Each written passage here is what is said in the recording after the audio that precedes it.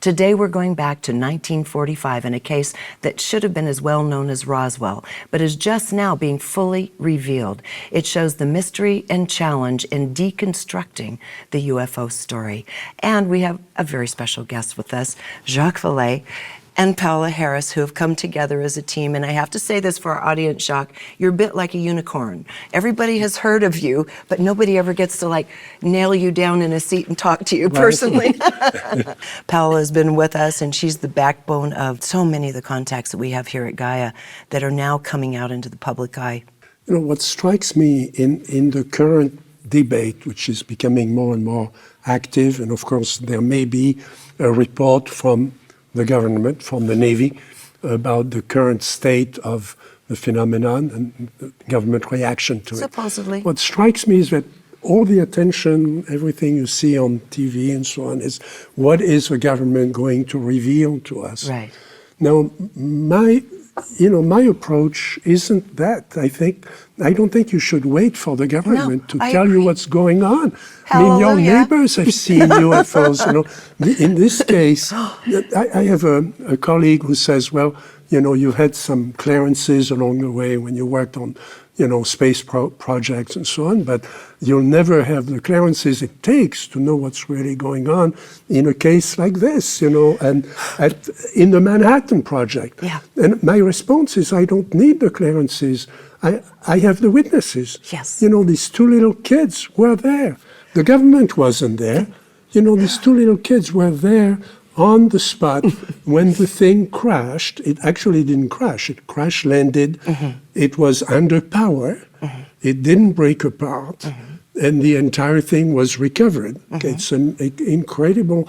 So the more, and Paola had been researching this for 4 or 5 years. Well, you're in your 12th year or something by now. 5 years before. Yeah. Now, I came in because I had been looking at other cases in New Mexico. And Sirocco and a friend of mine knew one of the witnesses, mm-hmm. who by then was in his late 70s and 80s, and wanted to introduce me to him. And then I discovered that Paola had already done research with that witness, so we combined, the information we had, and then we went back to the site, and that was the story. Yes, and Paola hears something. She says, I'm on my way.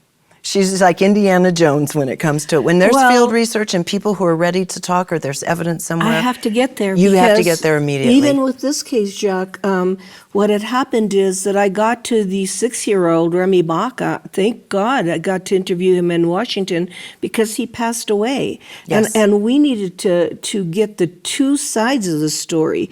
Jacques read Remy's book, so he was able to get Remy's. Mm-hmm. But when he was doing the book, he needed the other witness. He needed the 6-year-old. We had the 9-year-old. Yes. And I realized that, 7, he'd become 7 by the time this happened. And what had happened is that we need both sides. And even though they weren't living in the same place, field research, and I've enjoyed doing it with Jacques because we keep going down there. I don't enjoy the snakes, and I don't enjoy. He likes Mexican food better than I do, but because you're hanging out in there aren't a lot of options when you're out there in New Mexico in the desert. This is desert, high desert, and then we even went to Ground Zero because. Ironically, you might want to talk about the impression. We went to Ground Zero where the actual bomb was exploded, but we are going to talk about that. Yeah, it does do something to you. It does. It shows the background of what these little boys lived through. When you reconstruct the history of what happened there, the first atomic bomb in the history of mankind, history changed. And that entire area was a secret area. And people were afraid. They knew that you don't talk about what you see. You don't talk about what you've done. Even the people, their fathers, their uncles were hired, as carpenters to work on some of the structures that held the bomb. Yeah. But you go home, you don't talk about that. And they never told the people that they were going to detonate this thing and what it could do to them physically, which it did to them. That's right. And it affected generations of them. There were very heavy decisions that were made there that people regretted after the explosion, but they just didn't have the science. They didn't know how powerful the bomb was going to be. The bomb turned out to be 4 times more powerful than all the calculations they had made. They didn't even know if the bomb would work. Many experts said, this bomb will never work. You can't do it. Now, it's a month later. The kids are out riding the fences because they're cattle ranchers. And they have binoculars with them because you got to be able to read the brands on the cattle along the fences. So they might only be 7 and 9 years old, but great powers of observation because that's their job, and they'll get in trouble by their dad if they don't do it right. And they knew the territory. And they knew the territory. And they were on horseback, so they could quickly go to any place. They also drove the truck because all the adults were at war. He might have been short, but if you could see out the window, that's all you need. That's right. Little Jose. So that case is incredible because, as opposed to Roswell, as opposed to many other cases, the kids were there before the UFO came in. Yes. Okay? They saw it come over their head and crash. It bumped into a communication tower, bent part of the tower. It didn't explode. An airplane would have blown into pieces at that point. The craft kept its integrity. There was one panel that was ejected, and they found the material later, and they kept it, which to a phisicist we're is going very to get interesting. into this, and we're going to get into all kinds of fun stuff. And then, Angel but they hair. saw it, and then they had access to. They saw what the army did when they came in eventually. Yeah. For 9 days. They were The kids sneaky and they there. were short, and they could go in and they knew the brush, they knew where they could hide, they could watch everything, and when they went home at the end of the day, they would sneak down there and get stuff. So, I mean, this is an amazing story. Okay, let's talk about what they had to say about the experience of after it crashed. There were a couple things going on. They saw little funny-looking occupants, and I don't remember the Spanish name for the cricket-headed. Obrecetos. They were explaining insects. They had little men with kind of insecty-looking heads. Well, I had the privilege of working when I started, reconstructing the story and working on the book, of working from the transcripts that Paola had already done with both witnesses, including the one who had passed away. What fascinated me was looking at every word and every comma. You could see their emotions, and you could see when things changed. Sometimes they call them men. Sometimes they call them little men. Little men. Sometimes they talk about them as if they were insects, or they were so. They did Paola have can describe it. Yes, Paola, tell us how they saw their faces, because it was. Well, I think through the binoculars, by the way, from a couple hundred yards away. Let's add by saying that there were no flying saucer magazines. Kenneth Arnold hadn't come out with that word yet. There was no television. There was no YouTube. So these kids had there was no context. There was no context to what they were looking at, and it was not a flying saucer. It was an avocado-shaped craft. Right. And so when the little kids went up to see it, and they could see the beings that were floating back and forth. Well, this is key what you just said. They weren't like walking. They appeared to be kind of just floating moving and back floating. And they heard the sounds. I mean, Jose in particular, the older boy, thought that they were in trouble, that they had been hurt. So his feelings, and Jacques had mentioned the psychic connection between, because they watched them for over an hour with the binoculars. So the connection they had, and Jose's wanting to go in and help them because they were hurt. And they were making this high-pitched sound, which is so unusual. And then, Remy being the younger one, it was started to cry, but you can understand because it was a lot of smoke, and the mesquite was all burning, and he was scared. And this contact, this emotion though thing, when I started reading about the emotion part of it, my mind flashed back to Clifford Stone. When Clifford Stone was initially going on his investigations, on behalf of the military. recovery, yeah. recovery.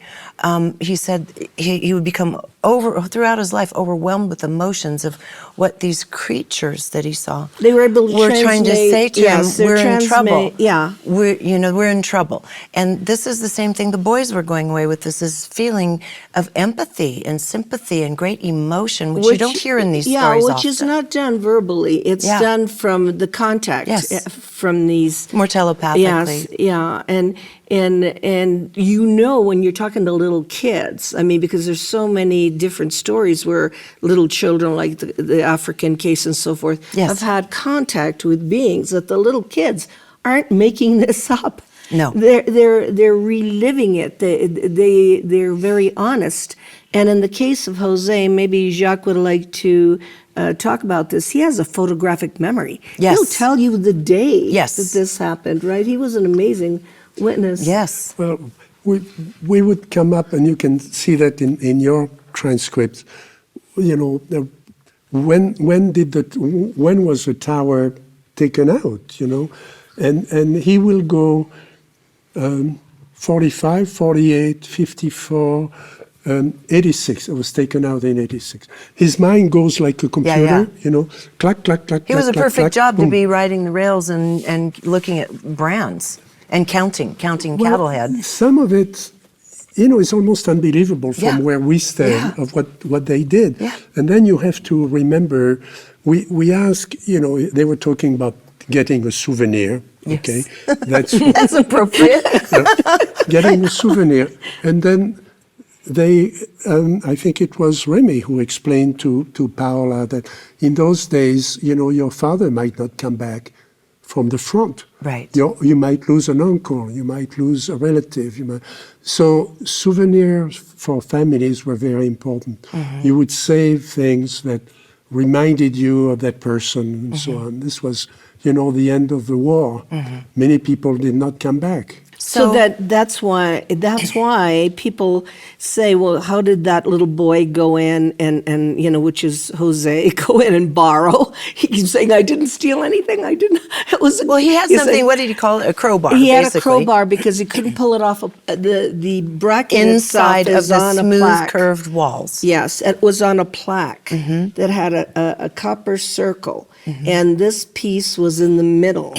And we still don't know. I mean, this is Jacques' job as a scientist to go into the piece, but to pull it off, he had to get a crowbar to pull it off, and then the pin fell on the ground, and he took it, and they went and they had to hide it because there was inventory taken, and when that piece from the inside of the craft is missing, the Army is not happy. Because we have to reestablish again that the Army did not come and take that away for, what was it, 9 days. Yeah. So the boys knew where it was and had access. His father knew where it was. Another one of the town constables knew where it was. So 3 people, that's another thing that's unique about, out of the 10 things Yes. that we've listed that are unique about Yes. this case in all of UFO history, there are 3 people who actually went into the craft. Yes. Okay? On the second day, or actually the third day, the father, I mean, the kids reported it to their Jose's family father, right yeah. away. They still thought that it was probably some aircraft. There were lots of aircraft that, you know, were damaged. Experimental stuff going on out there, Or too. experimental things also. So they, the father and a policeman, a state policeman, Yeah, Sheriff Apodaca, you know, went inside together. and then on the last day, when the soldiers were relaxed because the thing was loaded on the truck, ready to go back to, you know, to White Sands. Right. They decided to go in, Jose Padilla went in and looked for a souvenir. Yes. I So love that's an that he had incredible the story. I There love is no this story. other case like it. No, there isn't. This This is is not an incredible- abduction, okay? They No. walked into the No, craft. okay? Absolutely. Okay, so they went in. So now we have this, and it's something where the local people knew you don't tangle too much with the government, don't give them too much information. They're living their lives, you're trying to live yours. So there's another piece of this that I found just absolutely fascinating and kind of a fun way of phenomena. And that was it a cousin of theirs? So the name of the souvenir in Spanish is tesoro, right? Yeah, tesoro. So they had that. Tesoro means treasure. Treasure. Yeah. They had their treasure, their tesoro, that they'd hidden away, and they were widely enough to know military were coming around asking questions. They put it under the floorboard of a shed. Now, it refreshed my memory. There's a cousin, I think it was, who was a shepherd. And I think he was in that shed. Was he sleeping in that shed when three little cousin? It was a man they hired to take care of the cattle when it was going to be sold. Okay, so this man's in there, and he's in an your employee. Book, it scared the bejesus out of him that these three little beings seemed to show up in his room They came for the through tesoro. the wall, and they Right? he was hired by the Baca, by the Baca family. And he came over and he said, I think I have to leave here because three little men came through my walls looking for the tesoro, which presents a problem for Jacques and me because we both, I think, thought he didn't know about the tesoro. but we thought it was terrestrial, the bracket. We tend to believe that. So if that's the case, and this We're is just really putting it all true, out there, Paula. if this is true, if this is terrestrial piece, then why is the testimony of the sheep herder saying that the beings are coming in looking for the that? tesoro. Why would Using they- their language telepathically. Yes, yeah. We'll let that Why? remain a mystery, but because that it's- is a mystery. Yeah. If it's belongs to the army, and we tended to believe that was the case, then why did this testimony say this? And he's not making it up. Okay, I have an idea for you both. Maybe it was the ET's tesoro that they'd picked up on a trip and hammered it to their own wall. And you stole their tesoro. It was our stuff Well, they put on the wall. sometimes I think it would be an interesting day in court if the government wanted to claim it, because I have it now. Yes. Okay, and we're studying it with my colleagues. It's not in my house, but So don't go looking for your address, anybody. We're going to pass it out to different teams, Yeah. Metallurgists, space people, and so on. It looks like a perfectly ordinary piece of, a bracket you might have in a rotating machine, on a farm, or, and except that it's all in metric system. Who Which we was didn't using the have. metric system in New Mexico in 1945? No one. Okay, it doesn't have a brand. It's something. It's pretty crude. Something that you might mold it in college in the lab, for particular experiments. So you wouldn't bother to put a brand on it. So it looks like an industrial part, but it isn't. What was it doing inside a UFO? So my theory, and we get into heated arguments in Silicon Valley. Because it hasn't been settled as science quite yet, maybe? It's still being examined? Well, my feeling is it looks like an ordinary bracket that you could get from farm, equipment. So maybe the army improvised. You remember, they are a long way from electricity, a long way from power. Right. They may generate the power with, on the jeeps, on the trucks, and then use it to do whatever they need to do inside this object. Okay, so they need power. They bring a cable, and you need something to wrap up the cable. This would be perfect to wrap up a cable, or But what do about the something fact it like was that. on this copper plate, inside, affixed to the wall, and everything fit perfectly in metrics? I mean, how do you...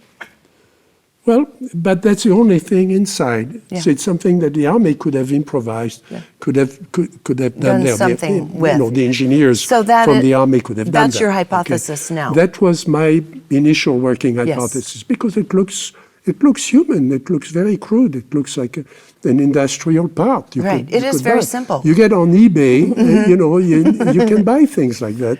And now, Paula, and you guys have been in heated arguments over this, right? Because you No, kind of want to... we tend to agree that it could be, Right. but then these things keep cropping up, like the metric Yeah. system, and the beings coming Yeah. through the wall looking for it, and other things that are cropping up and so we have to keep changing our minds. Well, And you the just army have to coming stay back open. looking for the it, army came back. twice. Right. Let's talk about the other things that were found, because the boys were very, very resourceful and filled up a gunny sack full of what they call angel hair, which becomes very interesting when the third witness later, in years later, Sabrina Padilla yes, is playing yes. with it.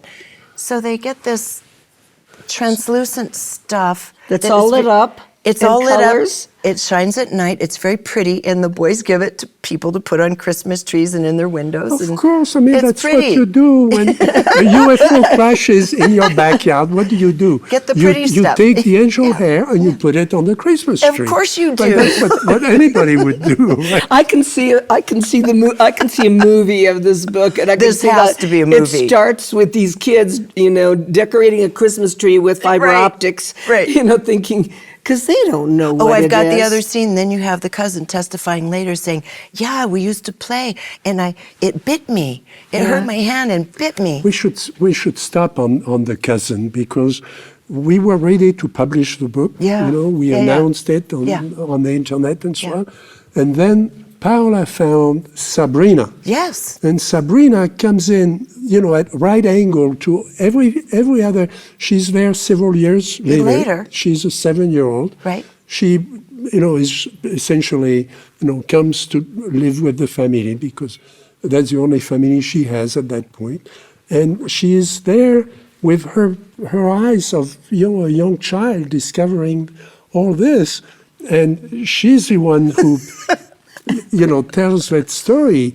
But she was saying she used to play with this foil, which was very thin and very, very light like a feather, no weight. And she would scrunch it up in her hand, and she thought it was trick foil. It was a joke foil, because when she'd open her hand, it would pop back out and be smooth again, right? Yes. Let's talk about that. That would be called memory metal today. Yes. Something like that, right? And it was speculated, of course, it showed up at Roswell later, 2 years later. And so the argument could be said that, people were researching that kind of thing. Battelle Memorial Institute in Ohio was a leader in metallurgy, and they were researching that kind of metal for aerospace applications, aviation, and later for space. Was it thought that it was molten because there was high heat, that it might have been in a molten state initially and settled into this veneer of this, or did it come? I think that what way? happened, and this is amazing because Jose did not know that there were long strips of this metal, because all they found was a little square that they fixed the windmill with. So Jose didn't know the testimony of Sabrina. Yeah. He was shocked, because that means the father went back there And on he his got own. some. And he went and got some stuff that he never told his son about. So the father, who's riding the horse, found these strips of metal, never told the son, never told Jose. But then Jose had left for the Korean War at the age of 17. Yeah. So Sabrina's playing with other materials that the father went back to get. And I don't know if you noticed, but she kept telling us that the soldiers kept coming back to their farmhouse in the back door. And the father said, that's important to point out. The army This happened would on come their back. land. Yes. The military had to get permission to build a road and gate on their land to come and retrieve this thing. Yes. One thing I learned along the way, talking to the right people, is that most reverse engineering doesn't work. Maybe Yes, 80% of it. that's why I asked you that earlier. We can't figure out what that is that the Russians did or the Chinese did. You get a piece of something that fell from the sky, and you find some gadget inside. You don't know what that thing does. And maybe it's intended that way. Maybe it was not. It was done in such a way that there was no way at this point in our history, until we get a little smarter, wiser, and more collaborative, to have it engineered. So I can live with that mystery. And I want to thank you both. This has been just delightful. I've so been looking forward to it. And I so loved the book. I was reading it like a novel. Well, obviously you did your homework. Your questions were right on. Well, So thank you. Thank you. And I hope to see you both again in the studio one day, as is appropriate. Anytime. Thank you. Thank you. Thanks. Again, the book is titled Trinity, The Best Kept Secret, which you can find through all the normal booksellers. It's a fascinating, beautifully written, reflective study of where we are as a species in our connection with the UFO and ET phenomena. Until next time, thank you for joining us here on Open Minds.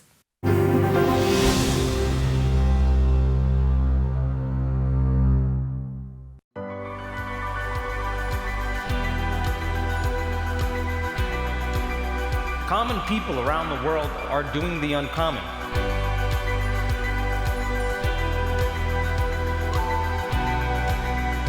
mean, it is literally the Netflix of spirituality.